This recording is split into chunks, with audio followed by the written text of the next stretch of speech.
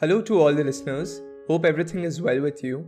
Thank you so much for joining in and welcome to another episode of Simply Gita, where the Supreme God sheds light on the godly as well as the satanic natures in living beings. He speaks about the three gates that lead to hell. In similar situations, different people have different reactions. In this particular episode, we shall explore the 16th chapter of the Bhagavad Gita to know about the symptoms of godly as well as devil natures among the beings. So without further delay, let us start. Krishna explains to Arjuna about the qualities of the people who have a divine nature. He tells that fearlessness, purification in thoughts and deeds, self-control, charity with the right intention, indulging in sacrifices, development of spiritual knowledge, and having seriousness.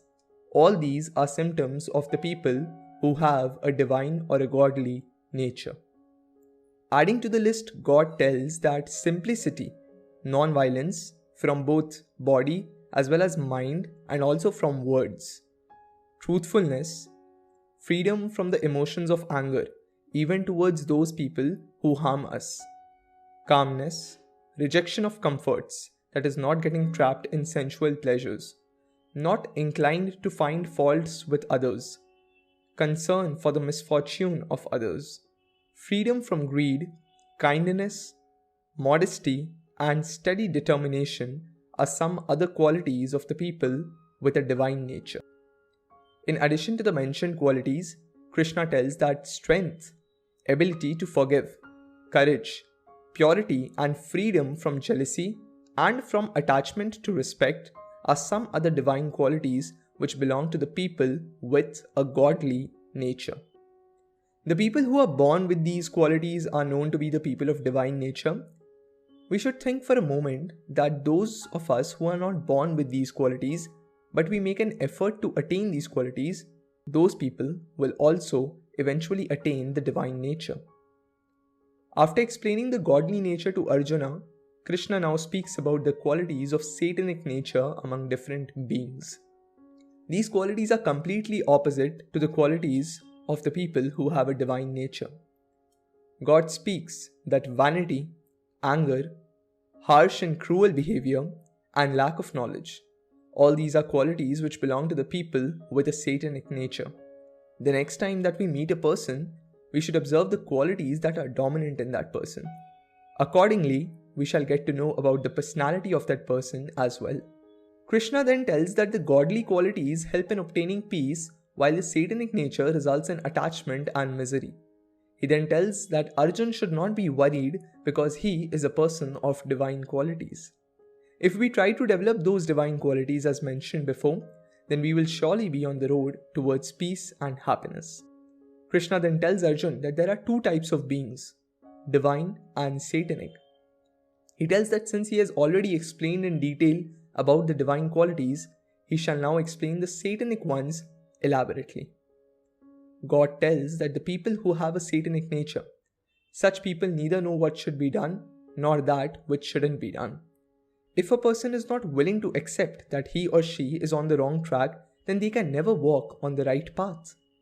People of satanic nature never accept the fact that they are engaged in the wrong action. God tells that such people do not possess the virtues of cleanliness, truth, or good behavior. We should try to maintain distance from people with such qualities. Explaining further about the satanic qualities, God tells that such beings conclude that the world has no foundation and there is no God.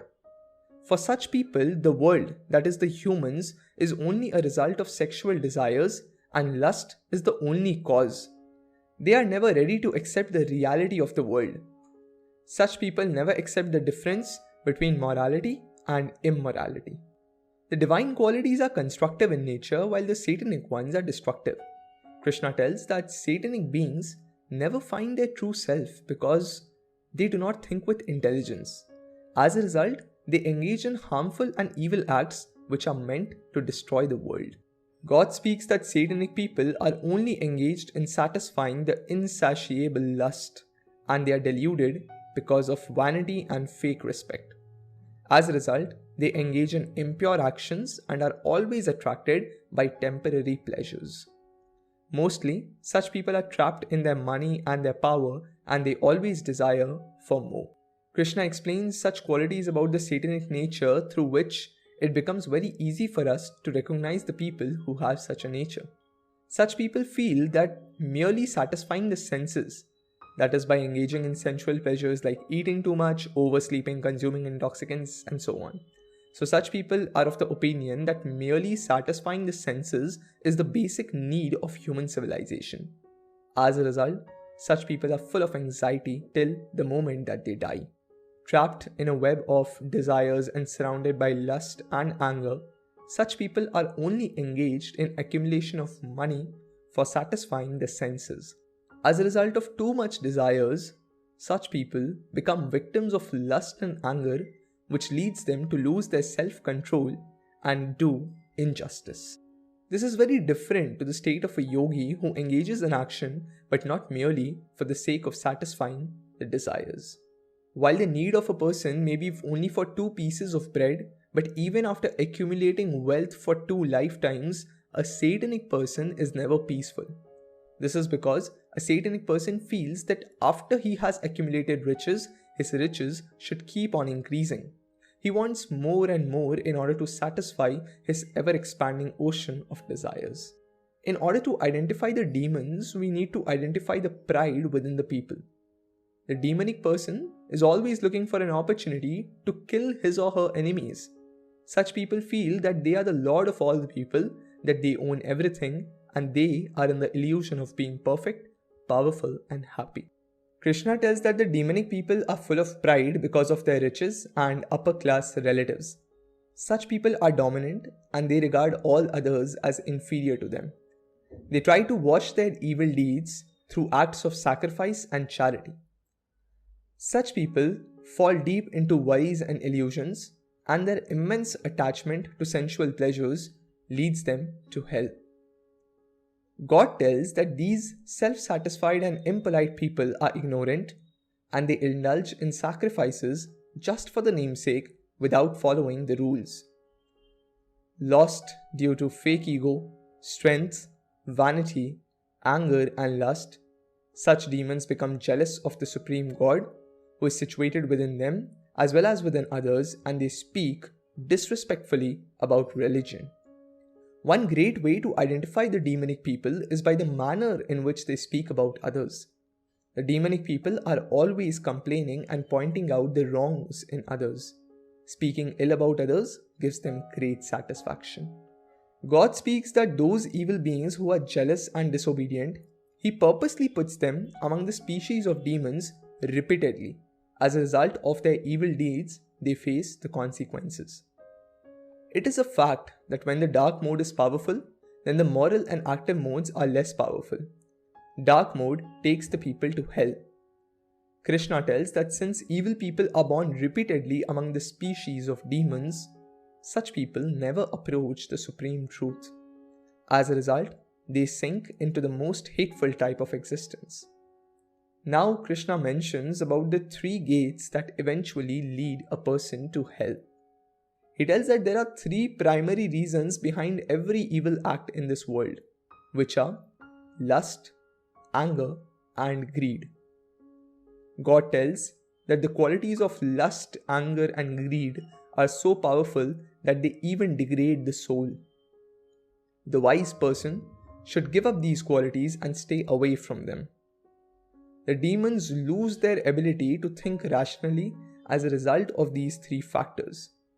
They make us indulge in those actions which we don't want to, and they only provide suffering. God speaks that the person who has become free from these 3 evil qualities, such a person engages in the right actions and obtains peace. It becomes easy for such a person to follow the instructions of the Supreme. We have to make a choice whether we want to experience hell or peace. The person who does not give any value to the instructions of the Supreme and acts according to his or her own desires, such a person neither attains happiness nor peace. Scriptures or the instructions of the Supreme play an important role in developing the godly qualities among the people. Those who are aware of this knowledge develop divine qualities, while those who are ignorant become evil. By reading scriptures and by hearing about such conversations, people should try to understand about those actions which are duties and about those which are not. After obtaining such knowledge, people should engage in those actions which help them in completing their duties. One of the most important advice of Krishna, which is given in the Bhagavad Gita, is that we should look at our work or action as our duty, and we should engage in the performance of the duty without expecting anything in return. So with this, we have come to the end of the 16th chapter of the Bhagavad Gita, and we shall meet again in the second last chapter of this particular book of answers. Hope this episode was interesting. Thank you once again for joining in. Stay tuned for the next episode. Take care. Have a great day ahead. And lastly, I just have one request to make to the audience. Please let me know your views on the episodes by connecting with me through the links which have been given in the description box. Thank you. Take care.